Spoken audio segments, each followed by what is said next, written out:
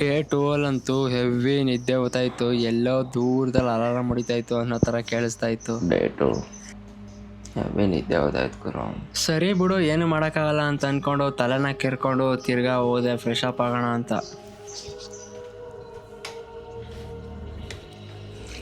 ಆ ಕ್ಯಾಮರಾದಲ್ಲಿ ನನ್ನ ಮುಖ ನಾನೇ ನೋಡಿಕೊಂಡು ಎಲ್ಲೋ ನಾನು ನೋಡಿದ್ದೀನಲ್ಲ ಅಂತ ಅಂದ್ಕೊಂಡು ಅಲ್ಲುಜ್ಜಕ್ಕೆ ಸ್ಟಾರ್ಟ್ ಮಾಡಿದೆ.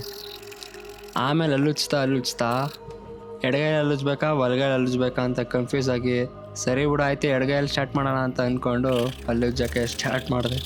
ಫ್ರೆಶ್ ಅಪ್ ಆಗಿದ್ದು ನಾನು ಸೀದಾ ಬಂದು ಕೂತ್ಕೊಂಡಿದ್ದೆ ನನ್ನ ಟೇಬಲ್ಗೆ. ಕೂತ್ಕೊಂಡು ಯೋಚನೆ ಮಾಡ್ತಾ ಇದ್ದೆ ಏನು ಮಾಡ್ಬೋದು ಅಂತ. ಈ ಬುಕ್ಕಲ್ಲಿ ಏನೈತೆ ಅದನ್ನು ಬರೆಯೋಣ. Let's go.